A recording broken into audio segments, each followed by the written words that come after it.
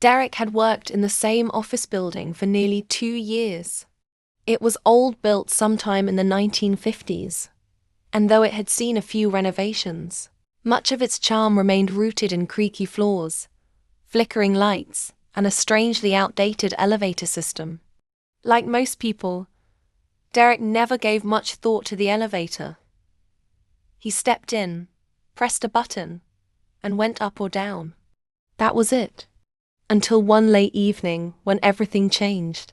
He had stayed past midnight finishing a client proposal. The building was empty.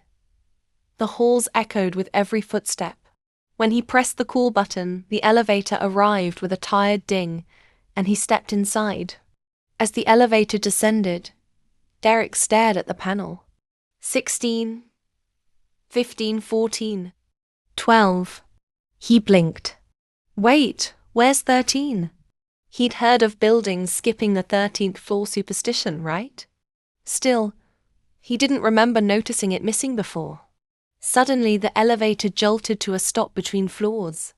The lights flickered. Then a soft mechanical voice spoke, not the usual pleasant tone, but something distorted and hollow. Floor 13. Derek's stomach dropped. The doors creaked open. But this wasn't the lobby. The hallway was dimly lit with a sickly green glow. The walls were made of cracked brick, covered in strange symbols. A cold draft swept past him, carrying a smell like mold and rust. He stepped out, confused and slightly afraid. "Hello?" he called. No answer.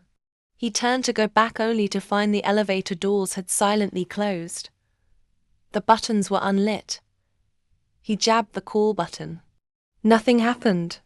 Then came the sound. A slow, dragging scrape, like something being pulled across the concrete floor. Derek's breath caught in his throat.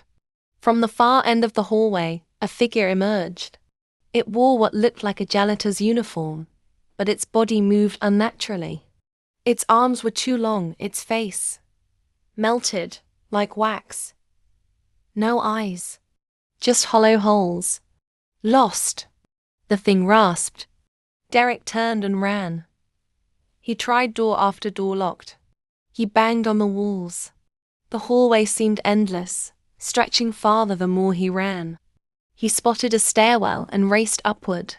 The sound of the thing dragging itself after him never stopped, slow, steady, relentless.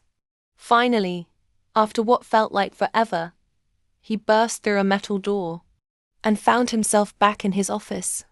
Bright lights, buzzing monitors, people chatting. Everything was normal. He stumbled to the front desk, shaking. "What floor is this?" he gasped. The receptionist looked at him, puzzled. 15th. Derek turned to look at the elevator.